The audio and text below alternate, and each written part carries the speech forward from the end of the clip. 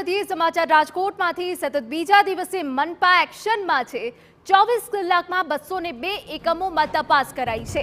તપાસમાં 50%થી વધુ એકમોમાં ફાયર સેફટીનો અભાવ જોવા મળ્યો। ગેમ ઝોન અગ્નિકાંડ બાદ 107 એકમોની નોટિસ ફટકારાઈ છે। એનઓસી ન હોવાથી 43 એકમોની સીલ કરવાની કાર્યવાહી કરાઈ છે। મનપાની 18 ટીમ દ્વારા 18 વોર્ડમાં કામગીરી હાથ ધરવામાં આવી રહી છે। તો 43 એકમોને સીલ કરવાની કાર્યવાહી કરવામાં આવી છે કે જ્યાં એનઓસીનો અભાવ જોવા મળ્યો છે। મનપાની 18 ટીમ તમામ વોર્ડમાં કામગીરી કરી રહી છે અને સતત બીજા દિવસે રાજકોટ મનપા એક્શનમાં જોવા મળી રહી છે।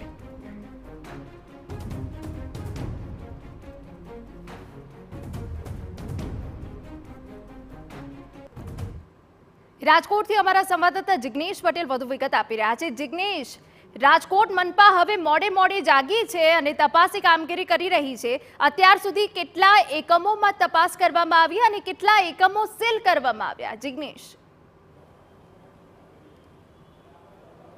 હિના, સૌથી મહત્વની બાબત જણાવું કે અત્યાર સુધી દીવા તળે અંધારા જેવી પરિસ્થિતિ રાજકોટ મહાનગરપાલિકામાં જોવા મળતી હતી। એટલે કે જો આ ઘટના ન બની હોય તો રાજકોટમાં લગભગ જોઈએ તો સૂત્રો પાસેથી મળતી માહિતી મુજબ 50%થી મોટા ભાગના એકમો છે કે જે ફાયર એનઓસી વગર જ ચાલી રહ્યા છે, કોઈ પણ પ્રકારની ફાયરની પરવાનગી લીધા વગર ચાલી રહ્યા છે। આ ખૂબ જ ચોંકાવનારા આંકડા કહી શકાય।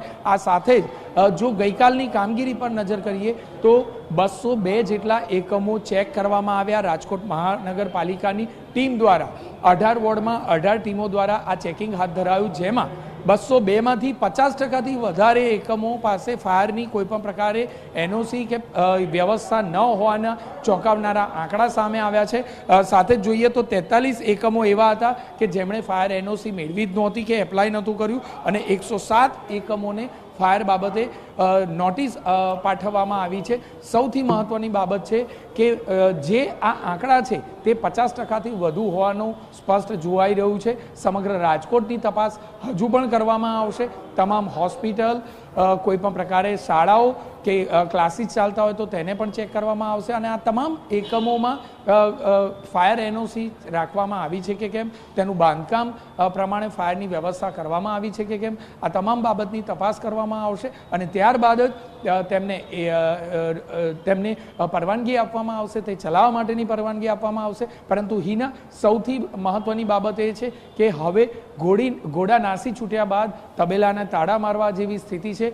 પરંતુ આ વાતને પણ પોઝિટિવ તરીકે વિચારીએ તો આગામી સમયમાં કોઈ પણ પ્રકારનો આવો અગ્નિકાંડ ન સર્જાય તે માટે આ પહેલ પણ બિરદાવવા લાયક છે। કારણ કે હવે 18 વોર્ડમાં 18 ટીમ બનાવીને જે પ્રકારે એક મુહિમ ચાલુ કરવામાં આવી છે, આજે બીજો દિવસ છે, આજે પણ આ જ પ્રકારનું ચેકિંગ હાથ ધરવામાં આવશે અને ચોંકાવનારા આંકડા પણ સામે આવશે।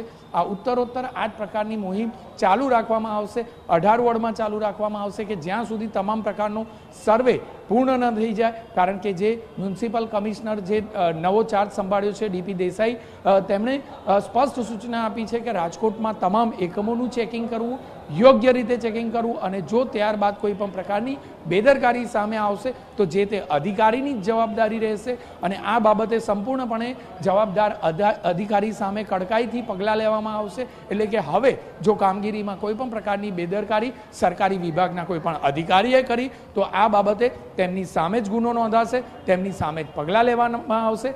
જે પ્રકારની બેદરકારી હશે તે પ્રકારે તેઓએ હવે પરિણામ ભોગવવા માટે તૈયાર રહેવું પડશે અને એટલા માટે હવે રાજકોટ મહાનગરપાલિકામાં જોઈએ તો 1-2 નહીં પરંતુ તમામ વિભાગમાં હવે કામગીરી ખૂબ જ સત્વરે ચાલુ થઈ છે।